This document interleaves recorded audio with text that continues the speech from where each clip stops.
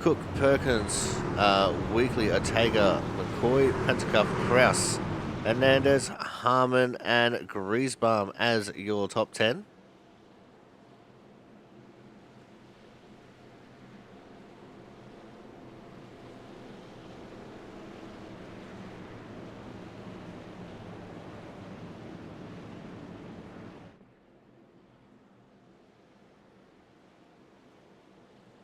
We get ready for the restart here. So yeah, only the one who's really so affected that they got to stay in the pits to get repairs, which is unfortunate for Wakefield actually, league rookie this season.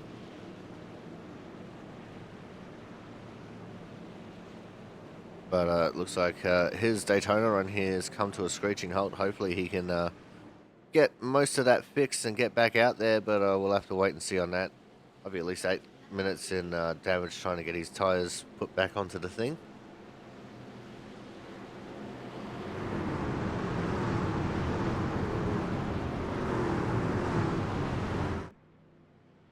You remember, Corey Cook had lane choice. He chose the inside lane, and the restart will be on him inside of the restart zone.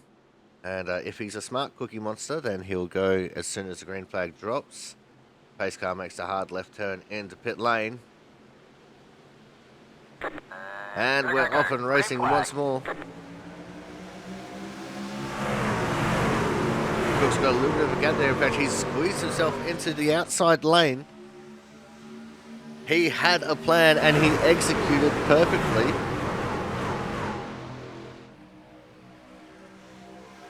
As Cook and Perkins going to lead the way here. They've abandoned the outside lane altogether.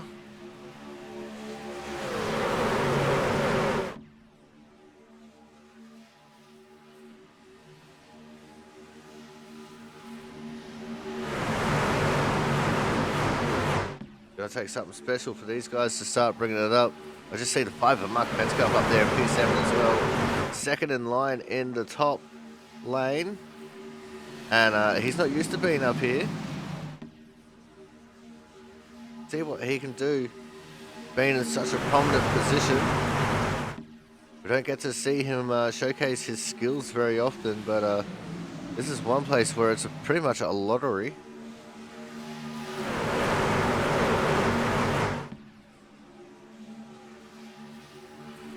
Here's the 5 of Pentacuff, and it looks like he's going to start dropping to the back now. He makes way for Hernandez and co to squeeze through. Someone was experimenting with some alternate dimensions towards the front of the field. Not sure who that was.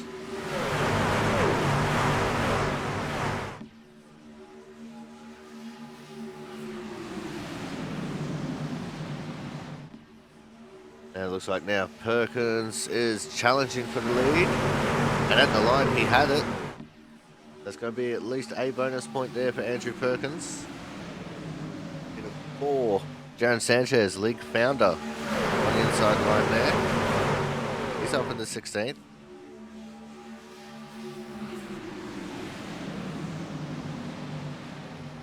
And that's TJ Crampton on the apron. He's dropping back once more in the 0-3 machine. Looks like he didn't drop back as fast as he would have liked.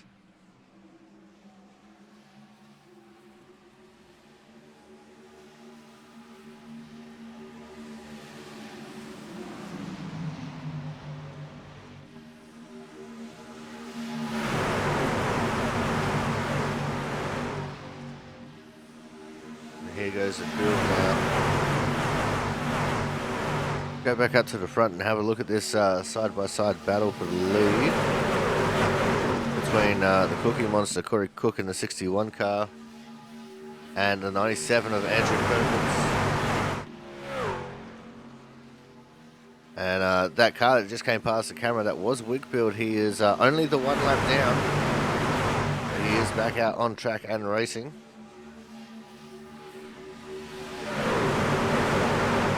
And if we were to get another caution right now, he would be back on the lead lap with the Lucky Dog wave around.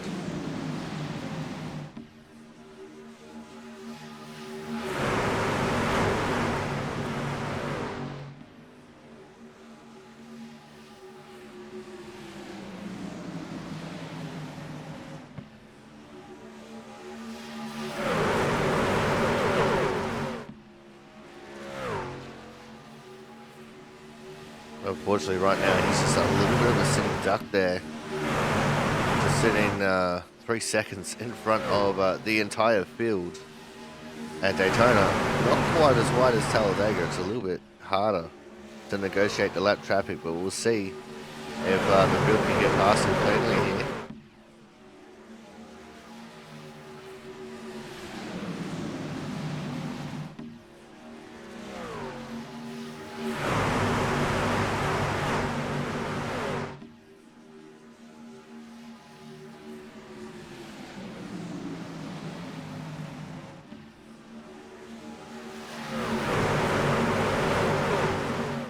Oh, he crowded the second lane there a little bit. That balked Corey Cook's run a little bit.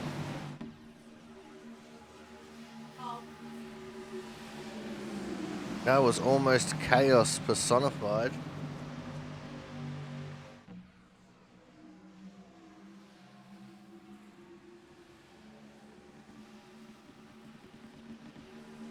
As everyone is starting to experiment with alternate dimensions here. Not sure what's going on. iRacing not happy with me.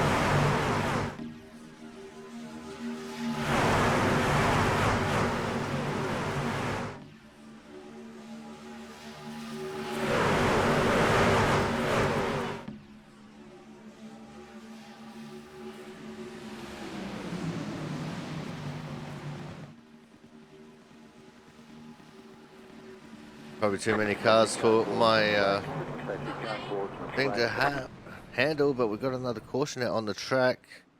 We didn't see that one unfold. Let's see if we can... Jesus. Says Travis Massey is involved in this incident. And oh, it's a big one. You can see the 8 is around. Not entirely sure what's caused this one. Let's see if we can watch it from the 05 of Scott Rickard here. And that's not what we're going to be able to see. Travis Massia is out.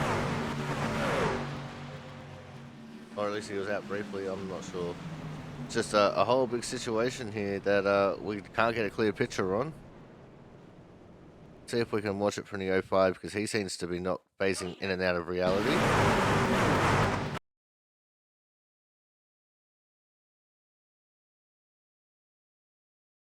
And oh, Pisakemi got punted. Oh no, that's not Pisakemi. That's the 8 of Brian Harris, who got punted down from the outside lane. I think that might have been off the nose of Chambliss, and that's what's caused the ensuing chaos. There's a 93 Sisler who got a little piece of the fence.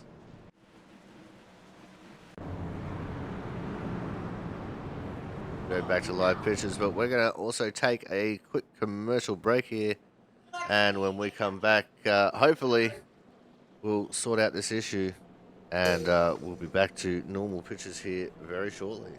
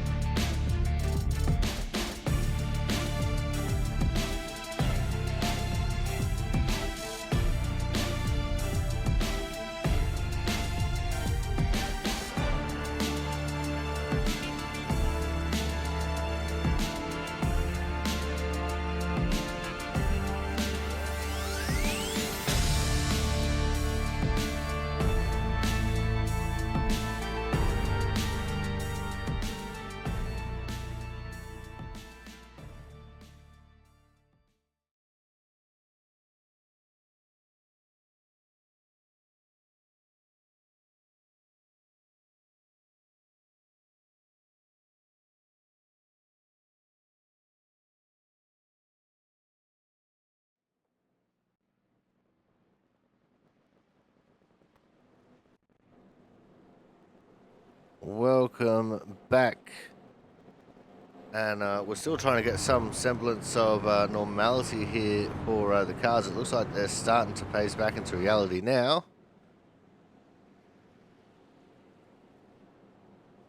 Several people have pitted once more. Quite a few more decided to stay out. Corey Cook, Andrew Perkins still out there on track. They haven't pitted yet.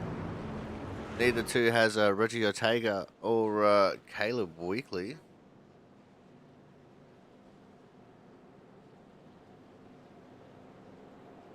Aiden Whitfield did get one of his laps back, so he's only one lap down now.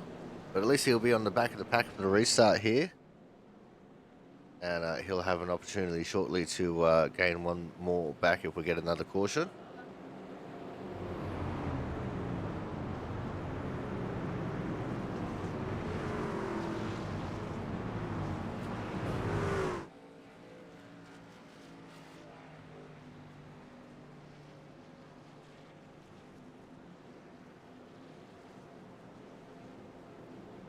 The top 10 as it stands is Cook, Perkins, Ortega, Weekly, Hernandez, McCoy, Griesbaum, Kraus, Cremines, and Harmon.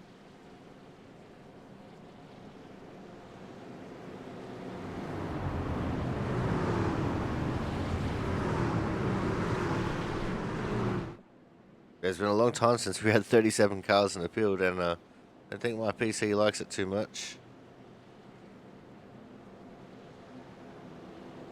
But nevertheless, we push on through.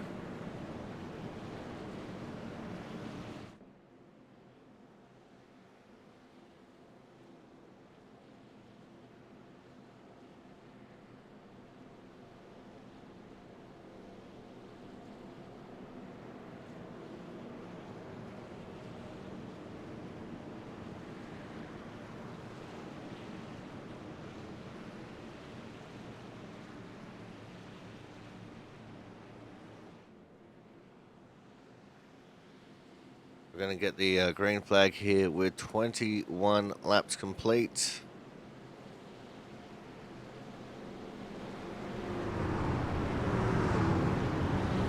Pace car's going to make that hard left turn into pit lane. Corey Cook controlling the start once more. And let's see if he can get a similar restart to what he got in the previous caution.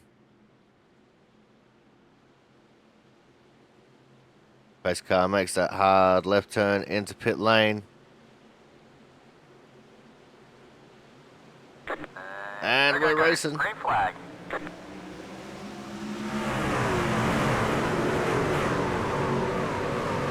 See very quickly there, Corey Cook straight out into the lead, right on his tails, the 22 of Ortega.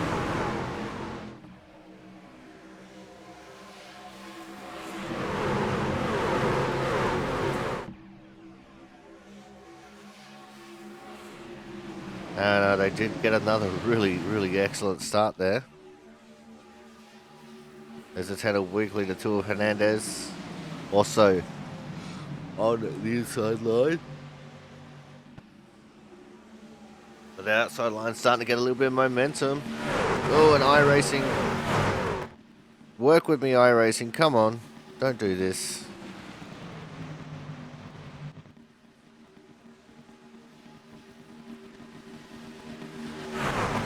This is the struggles of esports, I guess.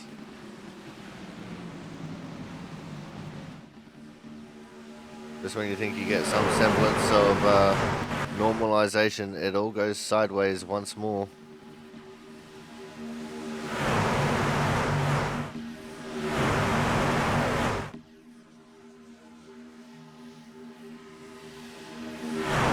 There goes, so we've got some normality once again. But the 97 leading the way, that is Andrew Perkins. We've got Corey Cook on the inside line.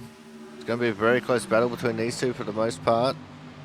As we'll have to wait and see if when these guys are going to pit. Because they haven't pitted the entire race so far, the majority of the field has. And there's 5 cars that haven't pitted throughout the entirety of the race. They made that 6 cars, as I can see one more there.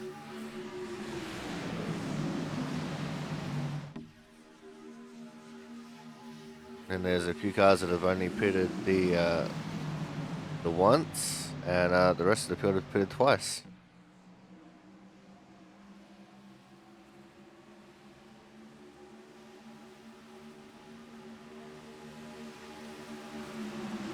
They make their way through down the front straight. It was a drag race to the line that time, and it was Perkins leading it. See if we can see what's going on through the field here. That's the Matt Sassola car 93. And he's right at the very back of the pack. We now move up to Andrew Hennessy. He's trying to fight his way back through the field after not having the greatest of times having to pit. iRacing doing things it's up again. Come on, iRacing, just play the game. Don't do this to me.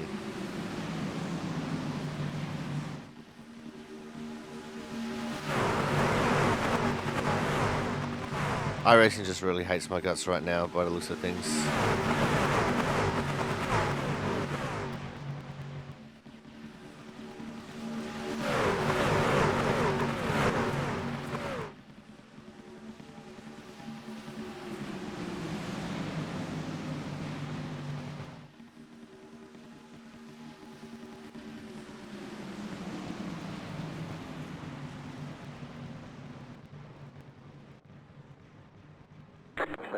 And we have caution on the track once more.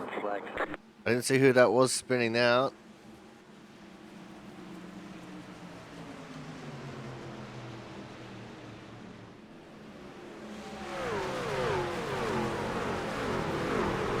Might have been Thad Faylor. It was Thad Faylor who was spinning out there.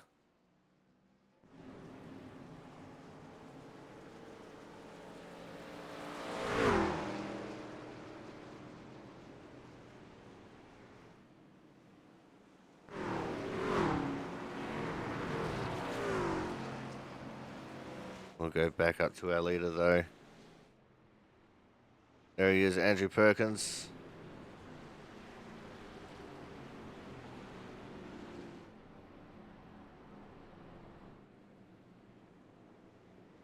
I don't know why that's up there. That's why.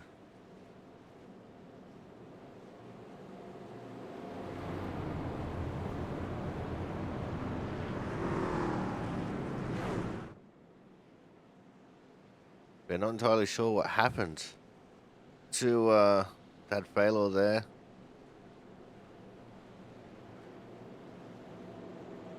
And unfortunately, won't be able to really see it either.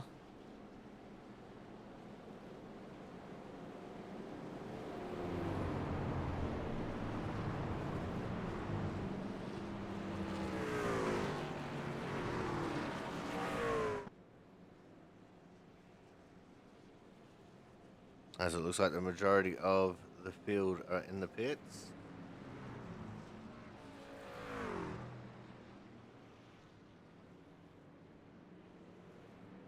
See the race off pit road for most of these drivers. But again, Perkins and Cook not doing the pit stop thing.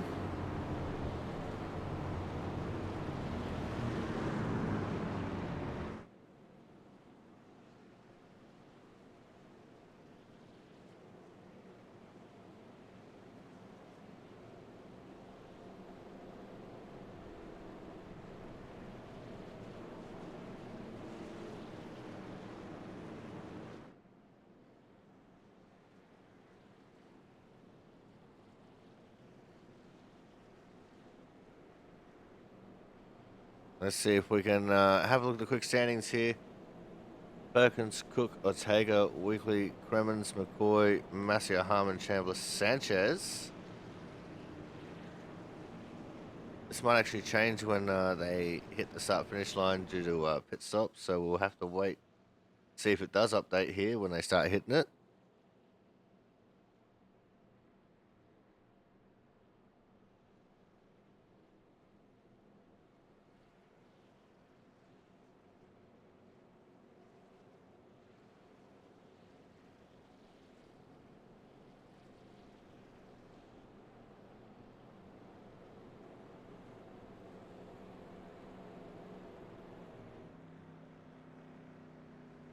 Let's see if we can get the update as it comes through when they go back to the 2x2 formation. Of course, Perkins and Cook, they're set in stone as first and second. So Perkins, Cook, Ortega, Wickley, Cremens, Massier, Chambliss, Matthews, Barnes, McLeod. Go over the page, there's Isaacson, Shoemaker, Champeau, Hennessy, Griezmann, Watson, Crampton, Dow, Rickard, Harmon. McCoy, Slama, Hernandez, Sanchez. You can see there's quite a few people who are still in the pits. Wickfield and Sisler, both out of the race, which is unfortunate, especially for Wickfield. Oh, I really feel for Wickfield. That could have been the caution where he got back on the lead lap, but unfortunately he got meatballed and he's OUT out of the race.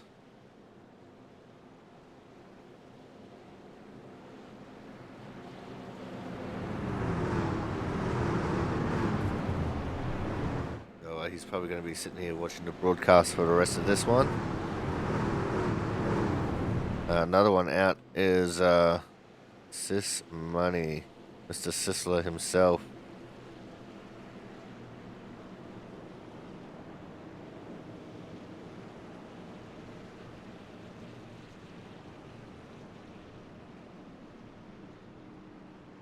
So here we go, getting ready for the restart. We'll be starting lap 30, which means we'll be 29 laps down with 36 laps to go. And we all knew that this one was going to be a crazy one as far as cautions were concerned.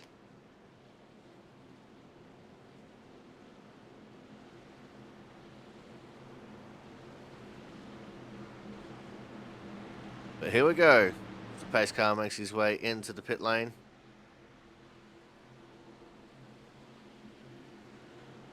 Go. Green flag. And we're racing. Huge jump for Andrew Perkins. This is going to be to his detriment.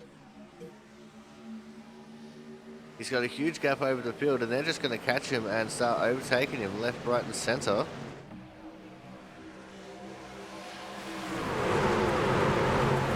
As the field has now caught up to him, Ortega is the one who catches him first. And there's no momentum in that lower lane because of it. If I was Ortega, I probably would have just gone around him.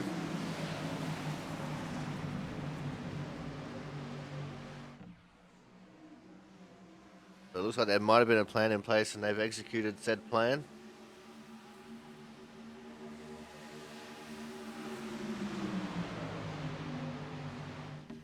Austin Collins still in the pits as well. So obviously he's gotten a bit of damage from the previous incidents. That leaves us with 34 cars on the track right now.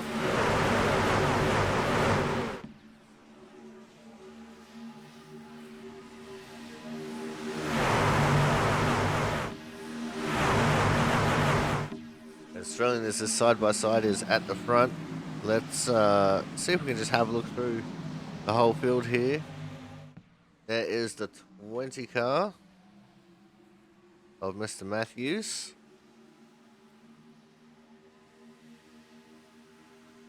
Oh, that's not what I wanted to press. This is. Now back up with McLeod in the 88. There he is. He's up towards the front of the field.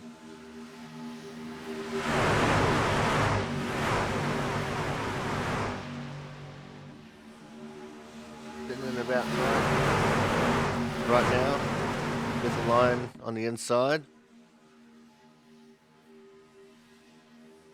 That side line looks like it's got a bit of momentum behind it right now.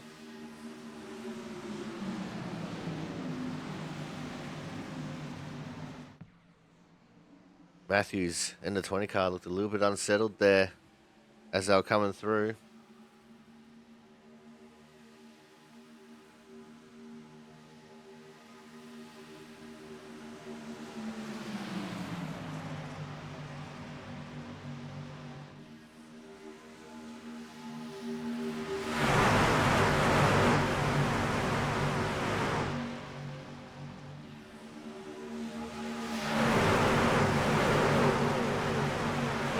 completion of this lap, we will have reached the halfway point.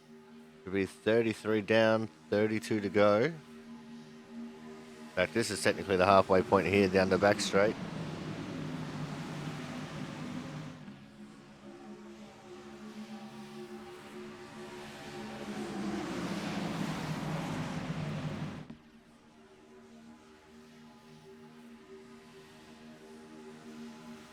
Oh, there was contact between the two second and 9 cars. Weekly looked like he just came down a little bit too much. Got pushed aside by Ortega. Don't forget, there is still a teams championship going on as well.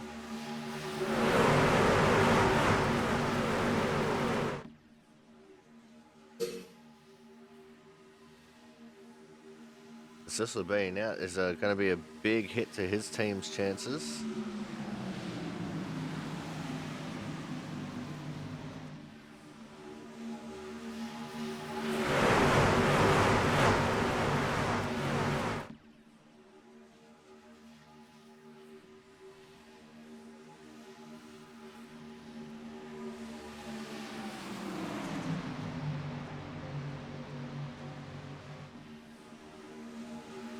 Go down the back, run straight into turns 1 and 2 once more. Those who haven't pitted yet, they'll be starting to wonder about their fuel mileage here. They're probably expecting another caution to go on board. This is with McLeod in the 88 still. Oh, as we jump up to Corey Cook now.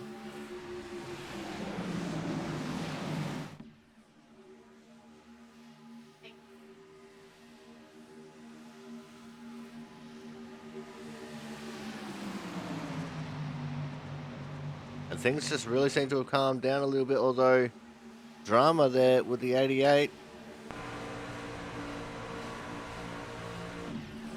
He seems to have lost all kinds of momentum. He got a little bit sideways onto the apron, and he's lost a lot of ground. He's going to try and bring it back. Does McLeod.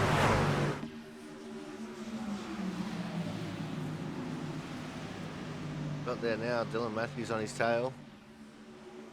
Chris Champeau up in the mix. Corey Cook is out of line and dropping back. Oh, and there's a crash. McLeod's in it, so was Massia. I just saw the 12. Now this is the big one. The 12 of Champeau went for a flip as well. The 8 car of Brian Harris also involved.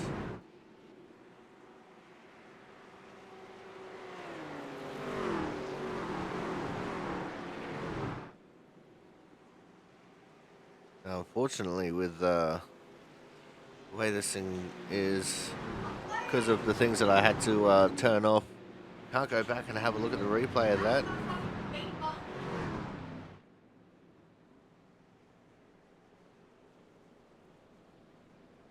So that's going to be unfortunate that we can't watch that one back, but we saw how it started, and unfortunately, that's just taken out quite a few very strong trucks.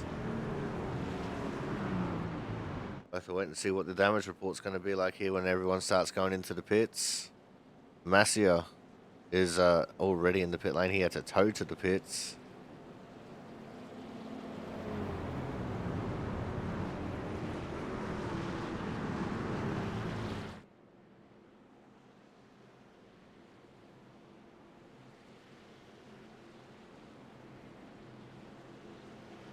And it looks like the guys who hadn't pit yet, they're all coming into the pits now for their one and only stop of the race. Saw 74 come past the camera there. He was a lap down. Austin Collins, and he's going to get the Lucky Dog waiver out, get back on the lead lap.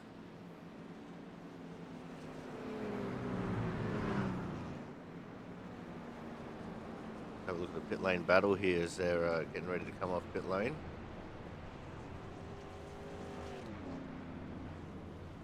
Still looking at Perkins to see when he comes out. And a 94 and a 68 were the first two off pit lane. Perkins is going to be buried in the pack here.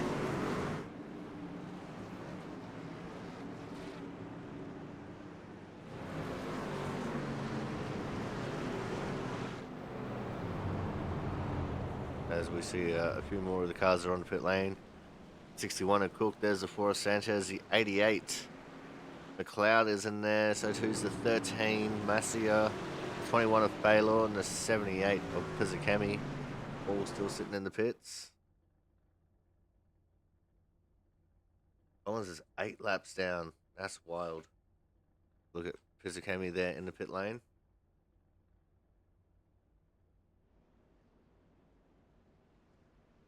I'm not sure why we're going through these guys in the pits. But we're going to wait for everyone to hit the start-finish line, and then we're going to have a look at the standings once more. Still thinks that Perkins is leading, even though he's not.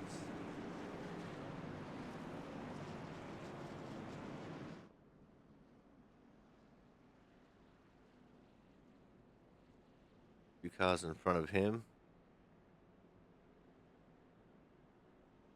But still just Wickfield and Sisler who are out for the moment.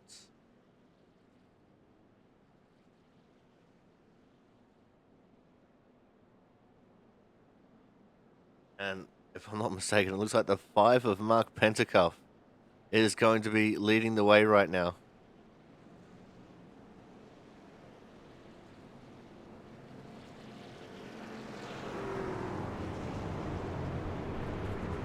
Let it be known, the 5 of Mark Pentacuff going to be leading this one from Thomas Harmon, Jonathan Hernandez. There's Kyle McCoy, Logan Lansford, Andrew Hennessy, Andrew Griesbaum.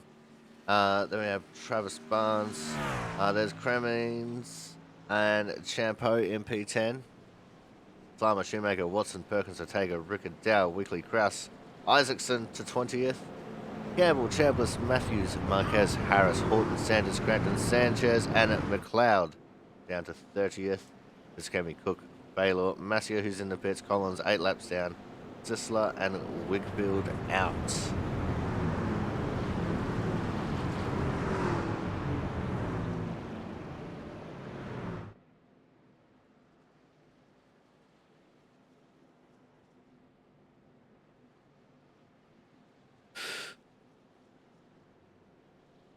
The unfortunate thing is this thing doesn't show me how many laps down certain people are.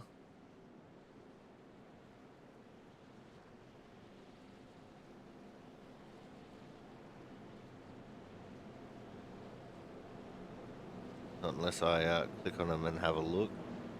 There's Austin Collins, as I said, 8 laps down. He's trying to catch up to the back of the field. But Mark Pentacuff's going to lead us for the restart here.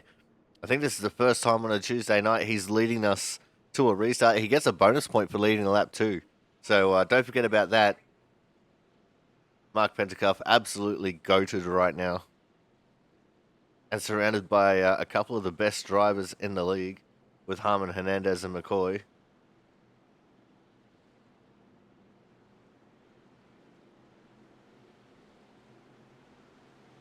And we also have P2 for the Monday Night Dirt Series. Logan Lansford out there in P5 as well as the pace car is in. And we're off and racing. Pentacuff gets an early restart there. He wants to break away a little bit. And I think he's broken away way too much. He allowed a gap for Harmon to sneak in front of Hernandez. So that'll soften the blow for him slightly. He's going to lead the field through turns 1 and 2. And I think for the first time in his output career, it's awesome to see Mark up there. You know, I'm talking a lot of jokes right now about Pentacuff, a stalwart of the Output Racing League, as the 94 of Hennessy decides to break the good thing happening and surges past him. But Pentacuff is fighting back on the inside line. Side by side they go out of turn 4. And it looks like Hennessy is going to end up leading this lap. He has the 11 of Barnes right on his tail. Barnes, very aggressive driver. And he'll be looking to make a mark here.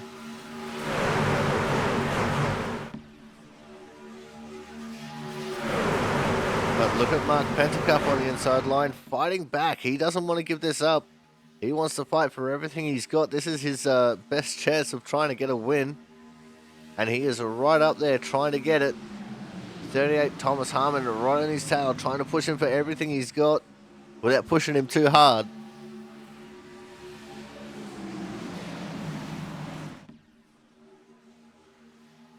Well, Mark came up a little bit there in the corner, almost opened up the door for Harmon, but what that's done is that's checked everyone up behind them as they couldn't get a good enough run.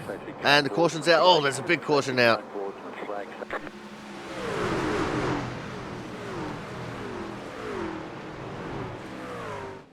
I just saw Isaacson just get absolutely pummeled. Oh no, Frank's car. It looks horrible. Back this up a bit. See if we can see what occurred here in the middle of the pack. So there's a checkup. The 39 of Watson went to the apron. Oh, Ortega came up as Frank was trying to come down a little bit. And that's what's caused it. Oh, Frank's right front immediately broke. I think that contact into the fence is what I first saw. The Chambliss is involved. There's a big smack as well for the 39 of Watson from Jack Sanders. Some of these guys got more hits than Madonna in this little fucking incident. That is quite unfortunate. Hennessy is going to be leading the way here.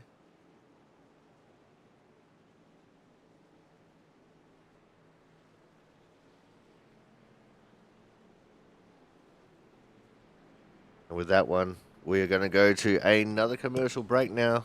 When we come back, we will be going to the checkered flag. Make sure you guys stay tuned. More action from the Miller's Creature Comforts 150 here at the Daytona International Speedway be coming up very shortly.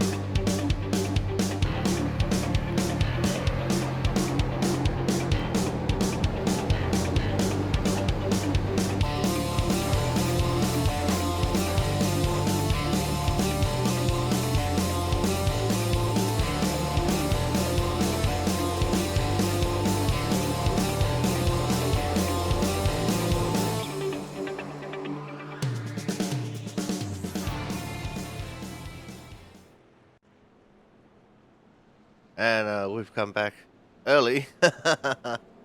Oh, yay. Hitting the wrong thing at the wrong time. But that's fine. That's the way the cookie crumbles sometimes. But there's Hennessy leading away from Barnes, Pentacup, Champo. That's where I saw Chris Champo was flipped over in an earlier incident, but there he is right back up towards the front. It might not have been him that went over in a different white car.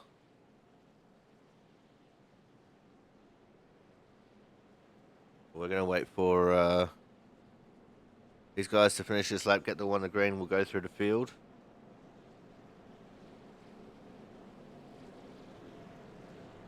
Still quite a few cars in the pit lane.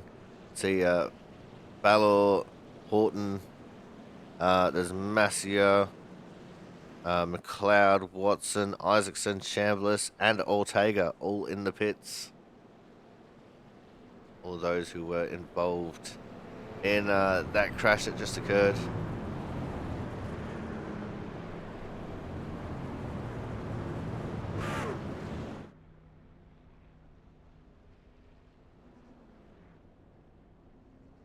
But honestly, it's just great to see Mark Pentacup up there towards the front of the field. Don't see him up there too often. and we don't get to talk about him enough. He is a really solid bloke, a good driver.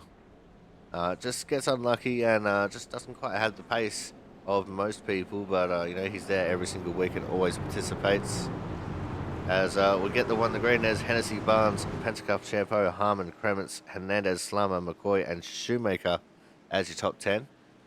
We get Weekly, Lansford, Griesbaum, Perkins, Dow, Rickard, Kraus, Matthews, Harris, and Marquez to 20th.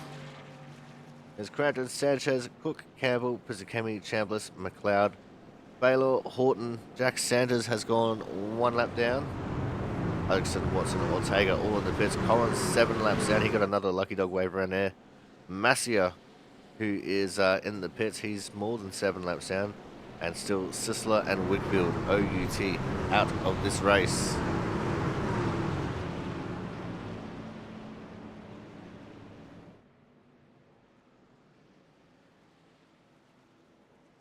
We have 4 cars in the pit lane, 2 cars out.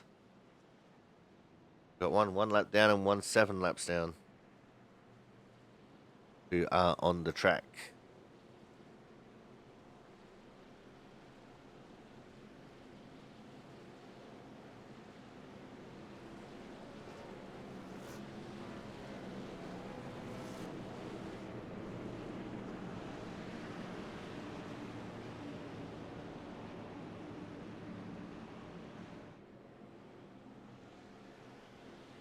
But here we go.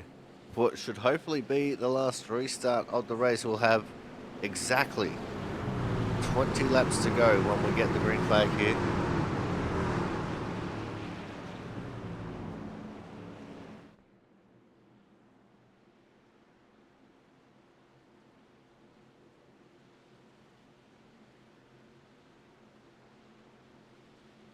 Pace car pulls off. We're getting ready for the restart. Go, go, go. Green And flag. we're racing.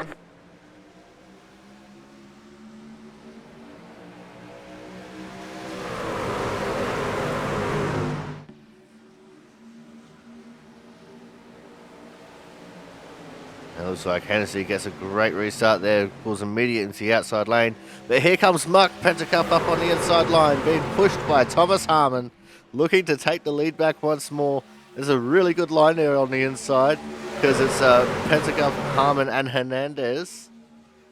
On the outside line, we have Hennessy, Barnes, and I think Champo there in P6. So I've got a couple of really good lines of race cars there. Pentacup got a little bit spooked from the 94 coming down just to pinch him down a little bit.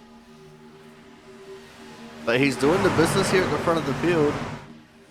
And I swear, if Pentacup gets the win here, I don't know what I'm going to do, but it's going to be something fantastic.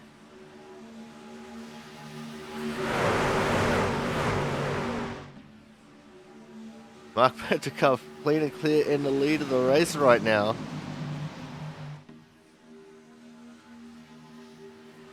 I mean, Thomas Harmon definitely helping that fact with the push that he's given. He's not even bump drafting him, he's just pushing him with the air off the nose of the car. Pentacup pulls a little bit high there just to make sure Thomas has some breathing room. Although he went a little bit too high, that's balked the momentum of the inside line again. This time we don't get a big crash.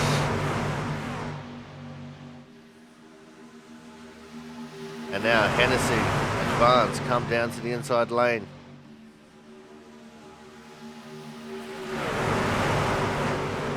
They want to control it all, and they are doing so right now.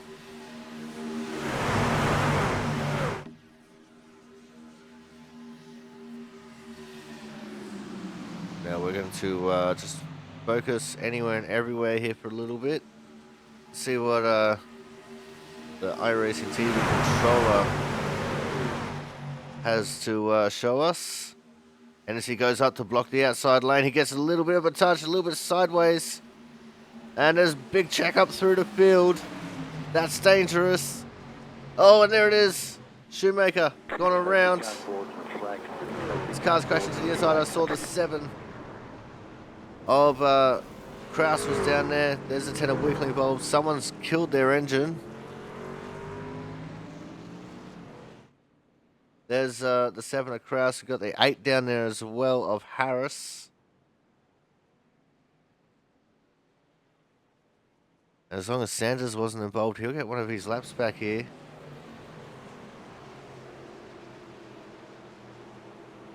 Look, 12 of Chris Champeau. There's Hennessy in a 94 car. Where's Barnes going? I don't see Barnes. Unless Barnes has the lead. Barnes is marked as the leader. There you go. He's sending it, just trying to catch up to the pace car as quick as he can. Looks like McCoy was one of those who was involved in that incident. He's in the pits already.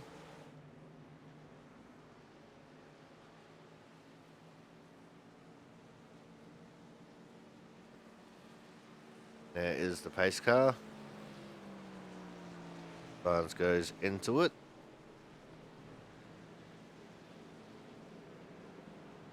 Ten out of 10 immersion.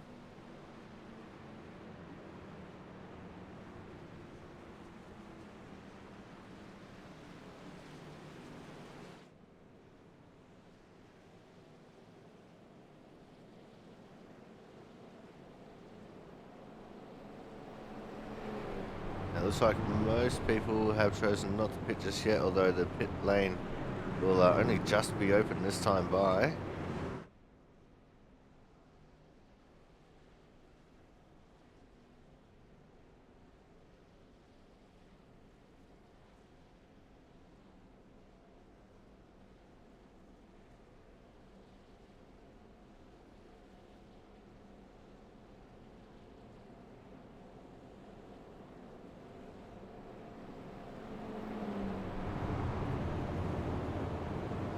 And there's definitely quite a few cars that have chosen to take the pit entry. Let's go have a look at the pit lane here. Get that pit graphic back up onto the screen. And it looks like the 74 is the first one out. Austin Collins. He wasn't getting the lucky dog, so he decided to pit.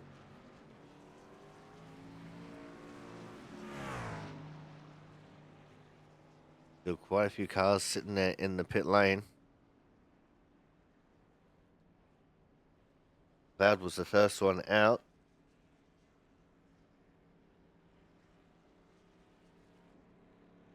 There's Marquez coming out. 78 Pizzicami.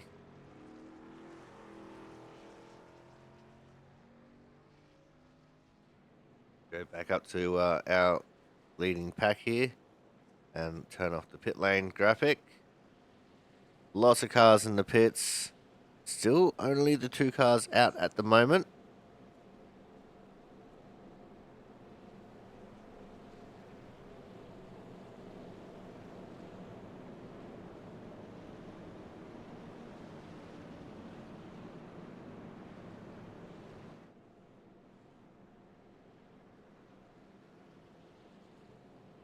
I just heard a report that apparently Brian Harris drifted around the wreck, so he didn't touch anything. He just spun out in a stylized fashion. We're getting ready to go to Wonder Green here. We'll go through the field one more time, as we'll bring lap 51 to an end here. Means it'll be just 14 laps to go right now. Means we'll have 13 laps left when we get the green flag once more. It's going to be Barnes, Hennessy, Pentacuff, Champo, Harmon, Kremens, Cremines, Hernandez, Slama, Lansford, Griesbaum. We've got Perkins, Rickard, Cook, Dow, Faylor, Sanchez, Crampton, Campbell, Marquez, Horton. McLeod's still in the pit, so it'll be Weekly, Shoemaker, Chambliss, Kraus, and then Pizzicami, McLeod, Sanders, McCoy, Matthews. It's Collins, Isaacson, Watson, Ortega, Masia, Cecil Whitfield out. There are quite a few cars laps down at the moment.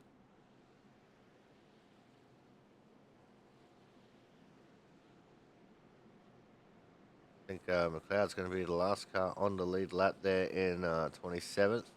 And McCoy is out. We just saw his name change from the yellow pit to the red out.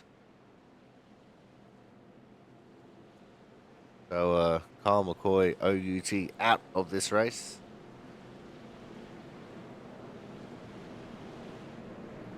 Barnes has chosen the inside line. Going to have Mark Pentecoff behind him.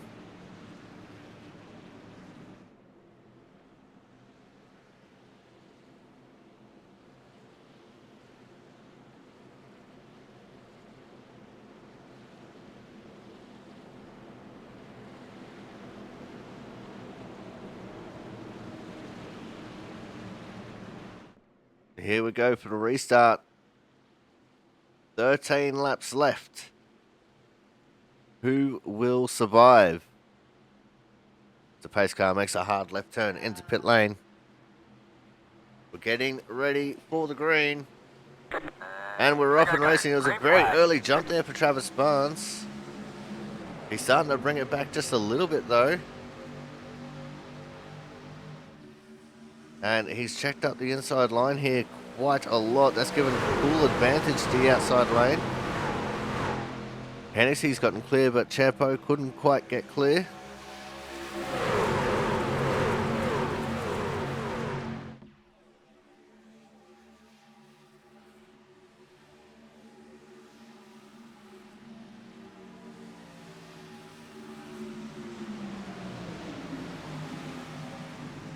The drag race here as they go through turns 3 and 4. Oh, and there's a lap car. He's absolutely ruined it. I don't know who that was. I think that might have been the 88 of McLeod. What was he doing? Oh my. That was horrible.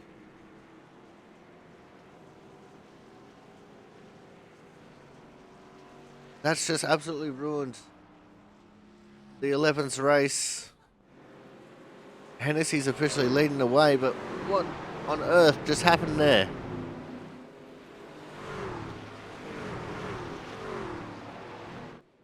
The drama. The drama. Oh my.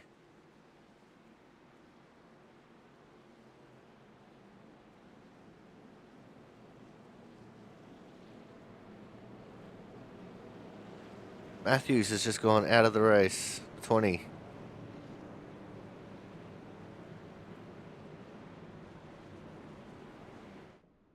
Let's go back and have a look at that. I really just trying to figure out what happened there.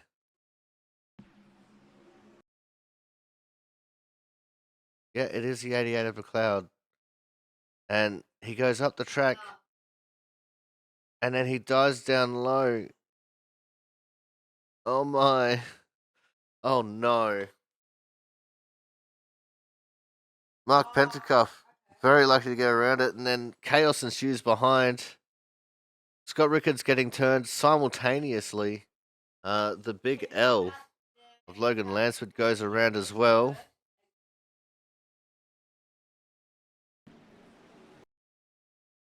And then the 61 of Cook gets involved. See the double O of Marquez goes around. That was a very unnecessary crash. Oh, right at the end there, the 8 gets a piece of it. Oh no, so too does the 43 is Shoemaker. Oh, it gets worse the more you look at it. That was so bad right from the outset.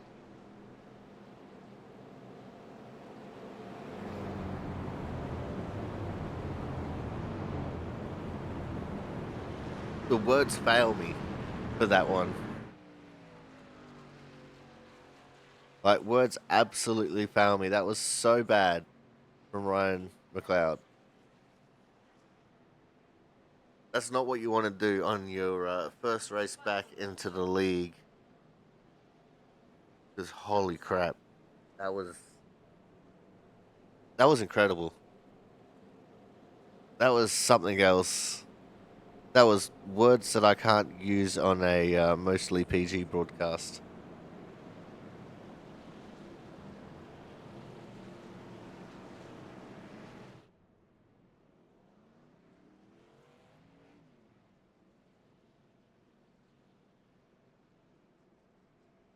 But anyway, we're about to get the one the green here. We're going to reset, get back into the race format.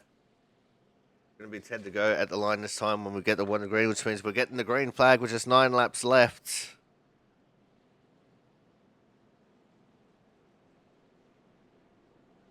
I still just can't believe that incident. That was a very, very unnecessary incident. It boggles my mind sometimes.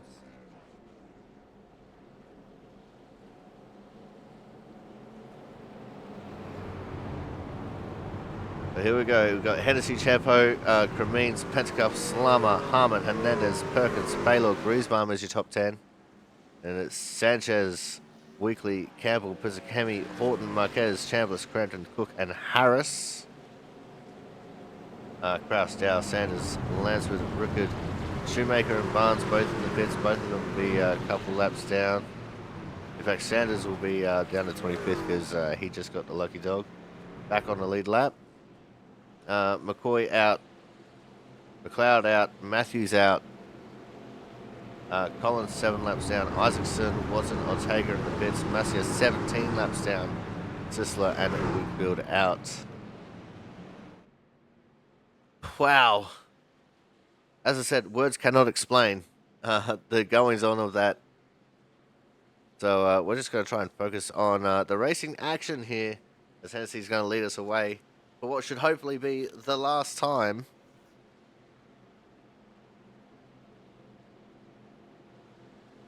Barnes is back out on track. He's 2 laps down at the minute.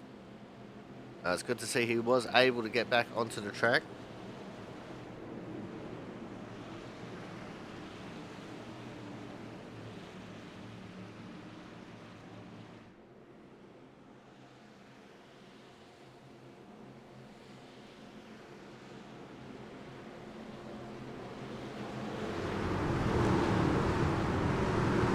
It's not very often that I'm lost for words.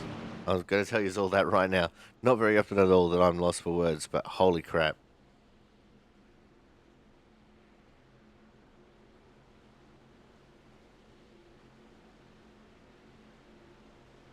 But here we go. The pace car makes that hard left turn into pit lane. 9 laps to go, and we're underway once more as Andrew Hennessy leads the field across the start-finish line. Remains the first time podium getter from last week. And he's looking pretty good there in the 14 for another one. There's a 9 Slama as well. The field has definitely been thinned out quite a bit here. Looks like Collins is making his way through the field. He's just gotten around McCoy and Matthews in laps.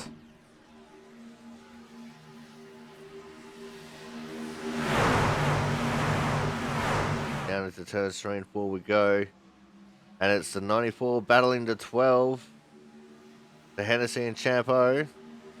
Mark Pentacuff still up there in the mix, giving the push to the 12 of Champo. I'm so excited for Mark Pentacuff. This is his time. Like, if you don't have Mark Pentacuff on your hype train right now, you absolutely should.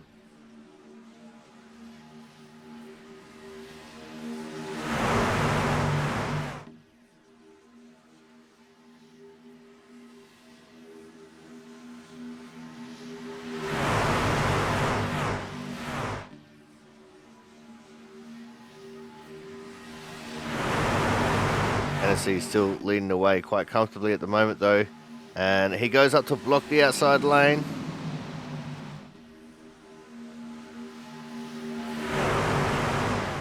That's going to open the door up here for Cremines.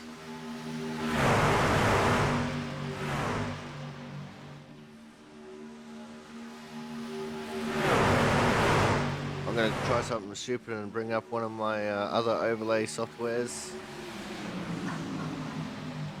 And if they all start blinking out again, so be it.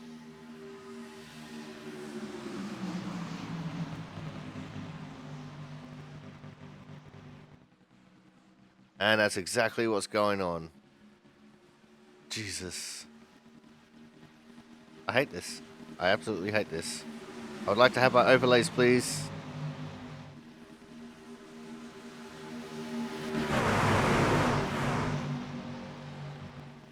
No, iRacing's not going to let me.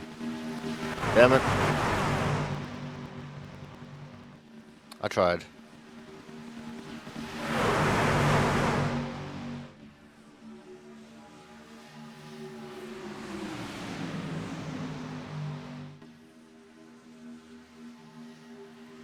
There's still Hennessy leading the way, getting the push from Champo on the outside lane.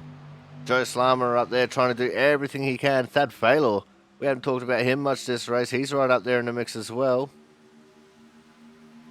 We're coming to 5 to go this time at the line.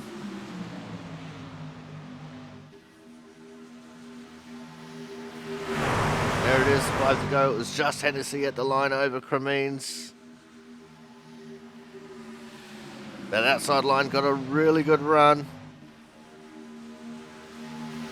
Hennessy almost ducking down to the low lane. He does so now. He kind of got forced down there from Champo. Just giving him the tapper through the corner. We're going 3 wide in the mid-pack. Mark Pentecoff in the conversation for a podium once more. Perkins trying to get that third lane going.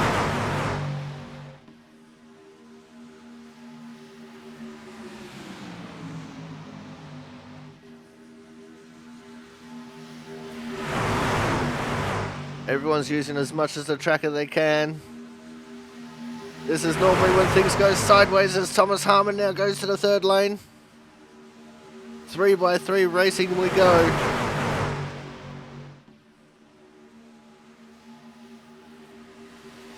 This is when things get dangerous. Who was going to sneeze and cause the big one here at the end of the race?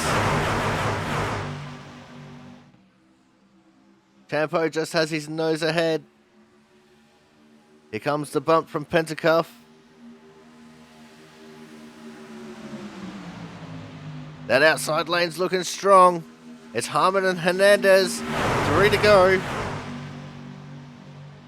Oh, there's a bit of squirreliness going on as Harmon came down to take the lead of the middle lane. He's there with Champo. They're clean and clear first and second. The battle's for third. They move to the outside. They're going to where the momentum is. Harmon was going to come down once more. Now he's 4 wide. Oh no! Harmon's gone. Caution's out. I think Hernandez was involved in that as well. He's fallen right back down the field. I'm trying to look for Harmon.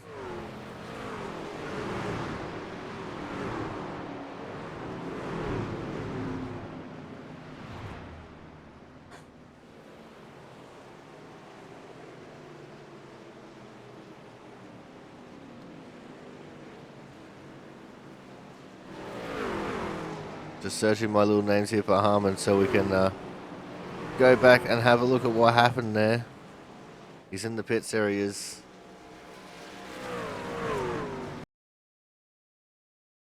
That was tight racing, super tight racing.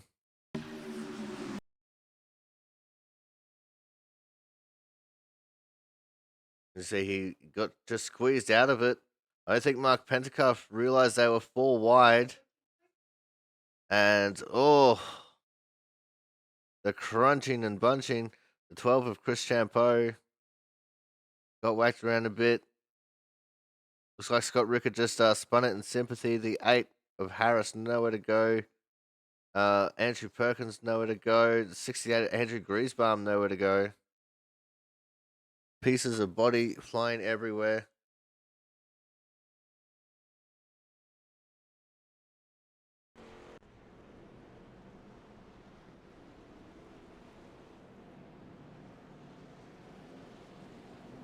Here it is. It's going to be our first of 2 attempts at a green, white checkered finish now. As that is Barnes getting the lucky dog wave around.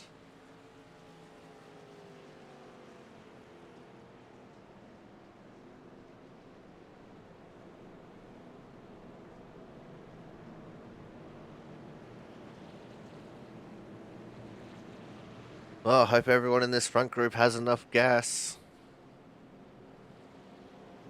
Because there's a very real possibility that we'll get a second attempt at a green, white checkered finish. But how is Mark Pentecoff still up there in P2 right now?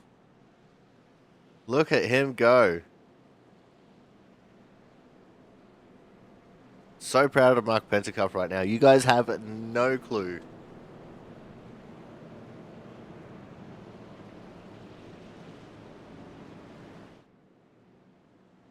The Chiefs' number 5 car.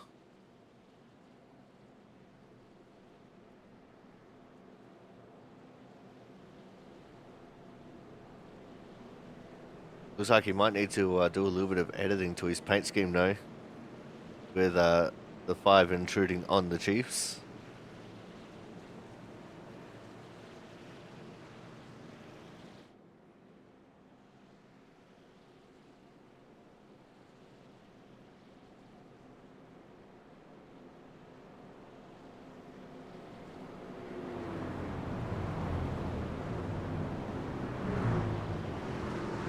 Get the 1 to green this time for our first attempt at a green, white checkered finish.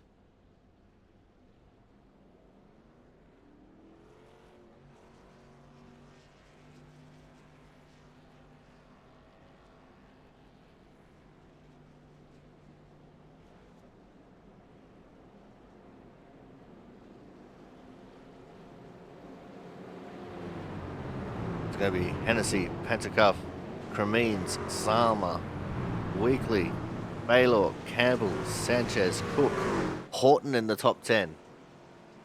Marquez, Chambliss, Pisakemi, Dow, Crampton, Griesbaum, Sanders, Kraus, Lansford, Harris, Rickard, Hernandez in the pits, Harmon back there. Barnes 1 lap down, Champeau in the pits, Perkins is out, Collins and Shoemaker. They're 7 and 9 laps down respectively. McLeod and McCoy out. Matthews out. Massey 17 laps down. Isaacson, Watson, Ortega all in the pits. Sisler and Wigfield out. It has been a race of attrition here for the Miller's Creatures Comforts 150 at the Daytona International Speedway. And it's all going to come down to this. 2 laps to settle it. And if we get the white flag, then the race will end with the checkered. We get a yellow flag, we'll get 1 more attempt at a green, white checkered finish.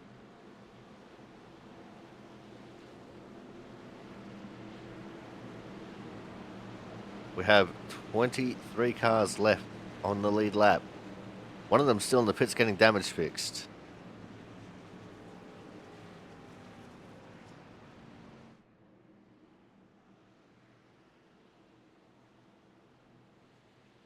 All right, here we go.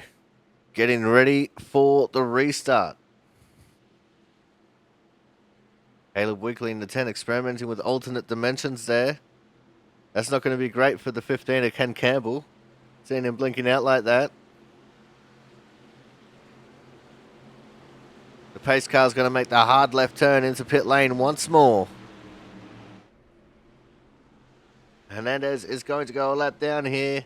The pace car is in. We're off and racing for our first attempt at a green, white checkered finish. It was a horrible restart there for the 5 of Pentecoff. He's going to drop back to at least the 3rd position here. He's going to jump straight into the inside lane. He doesn't want a piece of the outside at all. It was a great restart for Hennessy and Cremines as they get going really nicely. Whippy right on the back of Pentecoff. He'll go for an opportunity if Mark leaves the door open. The outside lane starting to come. Everyone's getting a little bit unsettled there on the back straight. I don't see any major change of position just yet.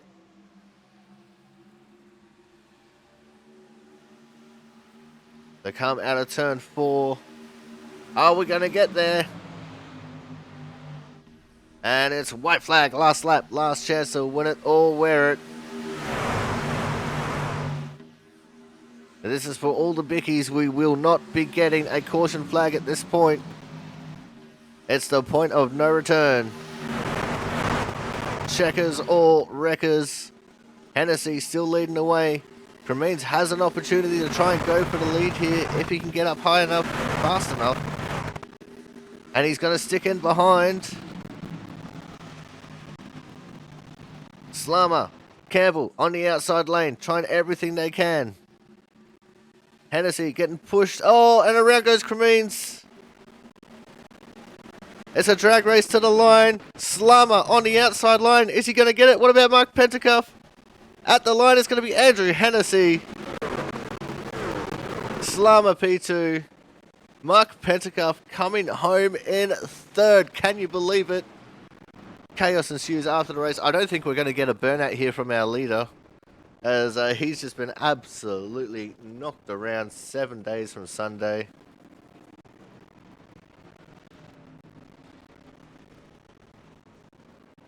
But well done, Andrew Hennessy, holding on for an excellent victory there. There's Slammer, Pentacuff. I'm so proud of Pentacuff for coming home P3. Marquez, Campbell, Rickard, Griesbaum, Cook, Pizzakemi, Sanchez is your top 10.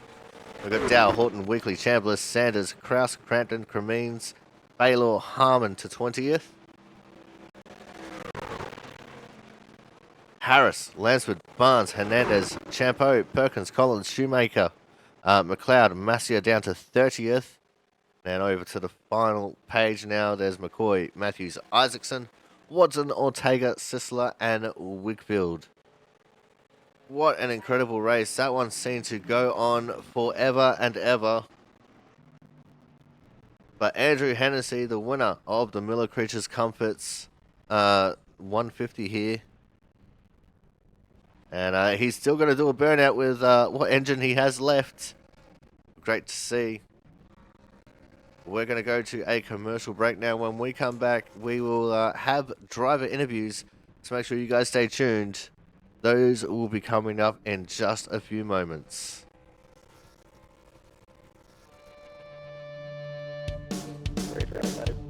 All right.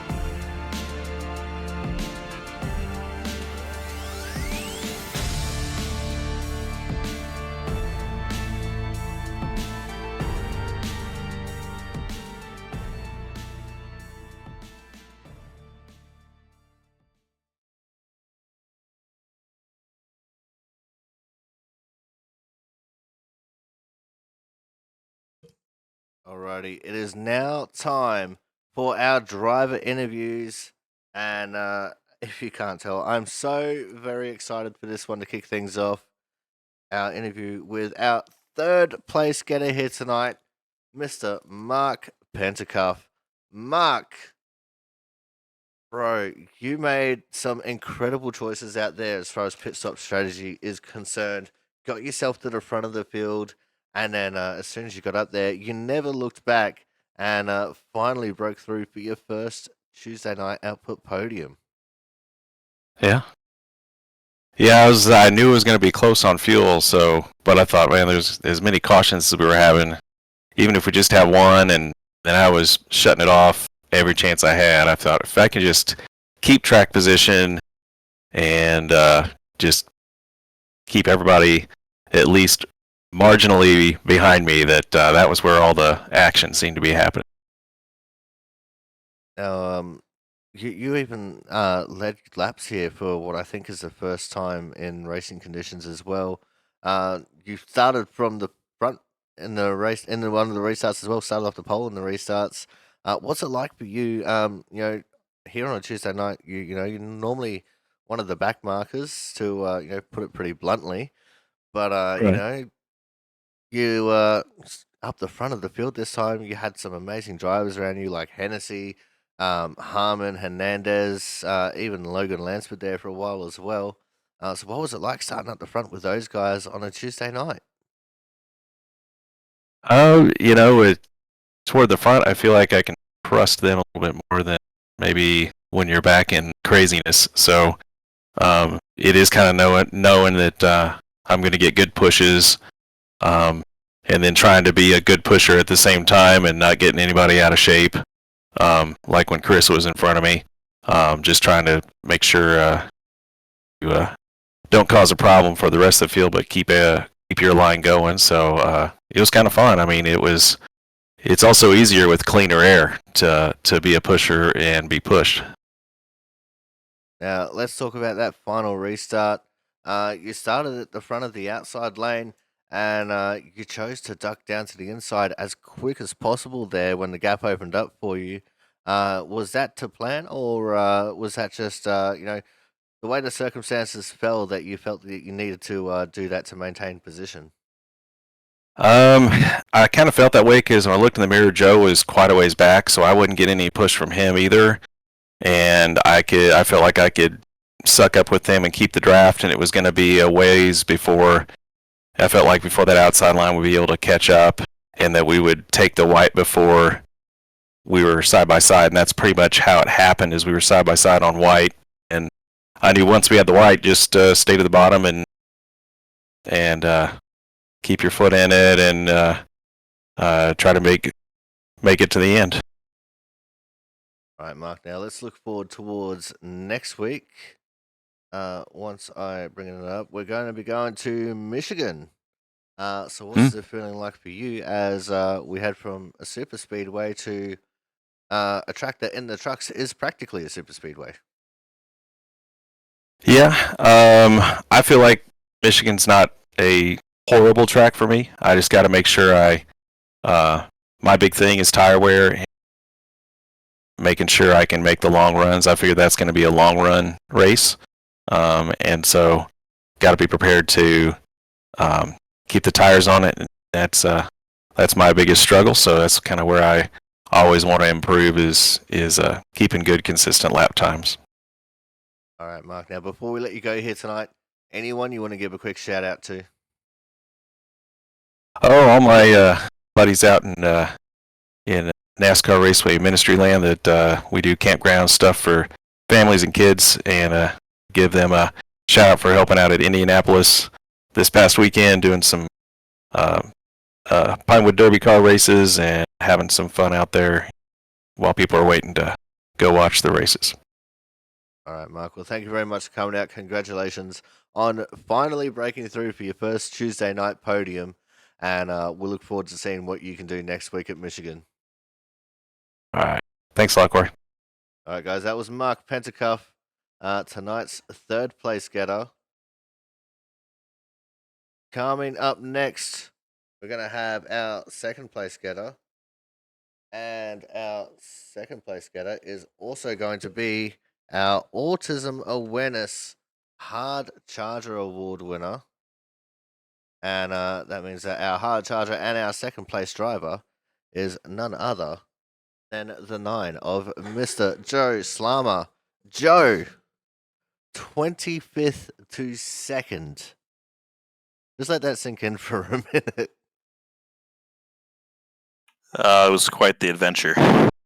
It definitely was. Starting that far back, especially with all the early cautions, must have been quite the crazy scene for you. Just trying to fight your way through the field and get yourself into a decent position there for the end of the race.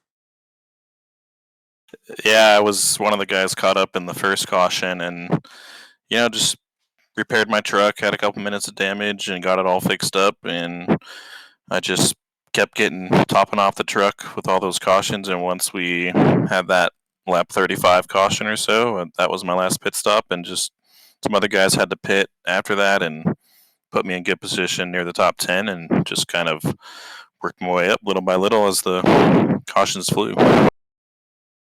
Now let's talk about the last few restarts there.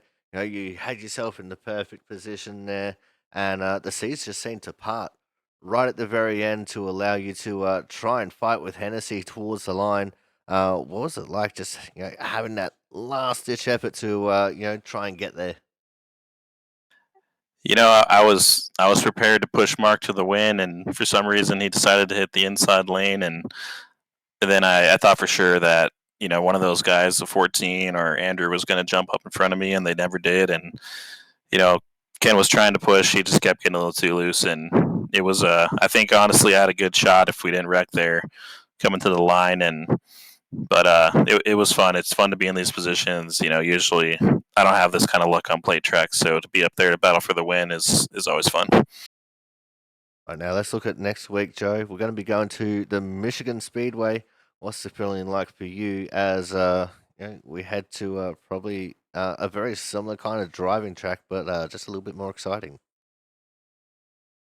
Yeah, I'm feeling optimistic. I mean, I felt like I've had some speed in the trucks this season so far. I wasn't sure what to expect coming in, so hopefully I can keep it up. All right, Joe, before we let you go here tonight, anyone you want to give a quick shout out to? Yep, everyone here at Output, and you guys for doing the broadcast. Appreciate it. Awesome. Well, thank you very much for coming out, Joe. Congratulations on coming home with the Autism Awareness Hard Charger Award as well as P2. And we look forward to seeing what you can do next week when we go to Michigan. Thanks, Corey. All right, guys, that was the 9 of Joe Slammer, tonight's second place driver and our Autism Awareness Hard Charger Award winner. But coming up next, we have tonight's winner, and he is Mr. Excitement himself. As soon as I can find his name in my little list here, our winner, the 94 of Andrew Hennessy. Andrew, you were out the front for the majority of the race, and just seemed so cool, calm, and collected out there, and made some pretty cool moves also throughout the race. I was not. I thought I was going to crash every lap.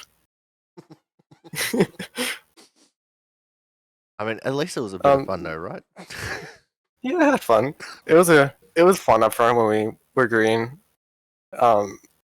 Yeah, it was fun. I liked the truck package for plate racing more than the other series, so I had a good time. Now, I want to know what your nervousness levels were like, because you've been around us for a little bit now. You know that Mark's a little bit of a tail ender. What was it like nervousness wise? Trying to restart with him constantly just being at the front and actually challenging you for the lead. It wasn't that bad. He was a good pusher, honestly. I wanted to get hooked up with him at some point because I noticed him, the 12, and the 14 were all really good pushers. So I was trying to hook up with them every single time I changed lanes, trying to see like which lane was going better. But yeah, he was good. I thought either me, him, or Chris were gonna win. Before that, like second to last wreck happened, where I think Chris and Harmon, when we were like 4 wide into the corner, I think. I didn't even realize at the time. that we were 4 wide, but yeah, I thought one of us was going to win definitely before that. But yeah. All right, now let's just talk about the run coming to the line. Obviously, coming out of 4, there was that little bit of a disaster behind you, which actually helped Mark to come home P3, but that also allowed you and Joe just to race it out side by side to the line. Did you know that you had it the whole way, or were you just a little bit worried that he might just have it over you with the run that he got?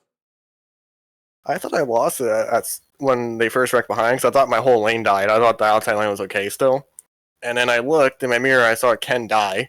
So I just at that point was trying to just side draft Joe, trying to pull him back to me, push him up the track, and then get away from him when we get to the tri-oval. And luckily, I just beat him. I'm not sure by how much, but I just got there. So I was shocked. Honestly, I was happy finishing second. Like, once Joe got to the outside of the 14, I'm like, yes, I'm either finishing first or second. And I don't care which one of us wins because we're both on the same team. I mean, that's always a big it was a positive. W either way. Yeah. So once Joe got to the outside, I was like, yes, whatever. I can finish first or second. I'm fine with this. And then it just worked out where I think if they didn't crash behind, he would have won probably with the outside lane because they were pretty strong off of 4. But it just worked out in my favor, I guess, when they all crashed behind. And yeah. All right, now let's look forward to next week where we're going to be going to Michigan. What's the feeling like for you with going from a 2.5 mile super speedway to around about 2 mile, fairly similar driving kind of a track for the trucks? Yeah, it should be less calm, or it should be more calm. It's still going to be like a pack racing type of thing. But I think there'll be a lot less caution. There's a lot less big wrecks, obviously, than Daytona. That's probably just going to be a track position race again, where you're just going to want clean air. That's about it. So hopefully I continue just to qualify on pole, so I don't have to worry about passing people. All right. Well, thank you very much for coming out, Andrew. But before we let you go here tonight, anyone you want to give a quick shout out to? You in the booth for doing the broadcast, all the admins in the league putting this league on. It's a lot of fun. And everyone who comes out to race these races. All right. Well, again, thank you very much for coming out. Congratulations on coming home with the win. And we look forward to seeing what you can do next week at Michigan. Thank you. All right, guys. That was our winner tonight, the 94 of Andrew Hennessy. And that is going to wrap things up for us here tonight. Thank you all so much for coming out. It has been quite the roller coaster of a race. A bit wild and unruly at times, and pretty calm in other times. But until next week, I've been your commentator, the Aussie Sim commentator, and we'll see you guys in Michigan.